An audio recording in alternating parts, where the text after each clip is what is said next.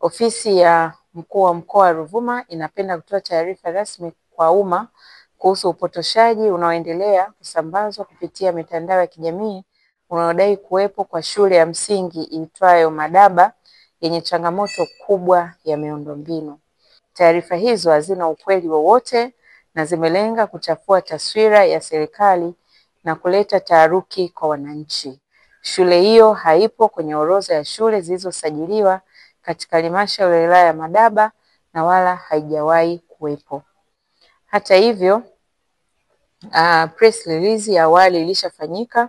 Upotoshaji uliowahi kufanyika pia mwaka 2022 ambapo Mheshimiwa Mkuu wa Mkoa wa Ruvuma aliyekuwepo alitolea ufafanuzi kupitia vyombo vya habari akikanusha taarifa hiyo ya njia ya video ya WhatsApp kwamba ni uongo iliyokuwa ikisambazwa ikidai kuwaonyesha wanafunzi wakisoma chini kwenye kibanda cha miti katika shule feki inayoitwa Litapatile inayodaiwa kuwa katika halmashauri ya Madaba mkoa wa Ruvuma.